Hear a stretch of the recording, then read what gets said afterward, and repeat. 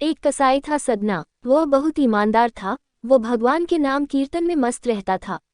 यहाँ तक कि मांस को काटते बेचते हुए भी वह भगवान नाम गुनगुनाता रहता था।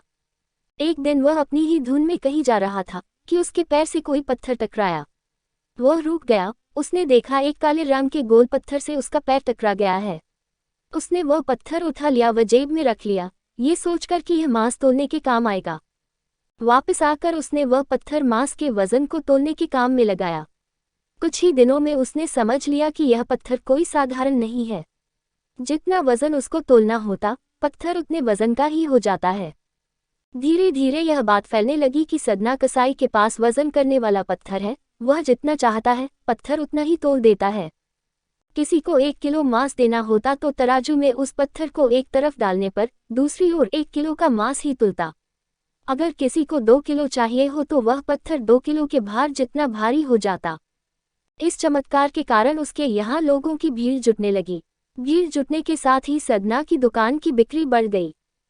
बात एक शुद्ध ब्राह्मण तक भी पहुंची।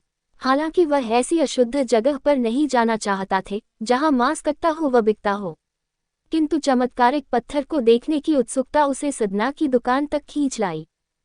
दूर से खड़ा वह सदना कसाई को मीट तोलते देखने लगा। उसने देखा कि कैसे वह पत्थर हर प्रकार के वजन को बराबर तोल रहा था। ध्यान से देखने पर उसके शरीर के रोए खड़े हो गए। भीड़ के छटने के बाद ब्राह्मण सदना कसाई के पास गया। ब्राह्मण को अपनी दुकान में आया देखकर सदना कसाई प्रसन्न भी हुआ और आश्चर्यचकित भी। बड़ी नम्रता से सदना ने ब्राह्मण को बैठने के लिए स्थान दिया और पूछा कि वह उनकी क्या सेवा कर सकता है। ब्राह्मण बोला, तुम्हारे इस चमत्कारिक पत्थर को देखने के लिए ही मैं तुम्हारी दुकान पर आया हूँ, या यूं कहे कि ये चमत्कारी पत्थर ही मुझे खींचकर तुम्हारी दुकान पर ले आया है। बातों ही बातों में उन्होंने सदना कसाई को बताया कि जिसे पत्थर समझकर वो मांस तोल रहा है, वास्तव में वो शालिग्राम जी हैं, जो कि भगवान का स्वरूप होता है। शालिग्राम जी को इस तरह गले कटे मांस के बीच में रखना व उनसे मांस तोलना बहुत बड़ा पाप है। सदना बड़ी ही सरल प्रकृति का भक्त था। ब्राह्मण की बात सुनकर उसे लगा कि अनजाने में मैं तो बहुत पाप कर रहा हूँ।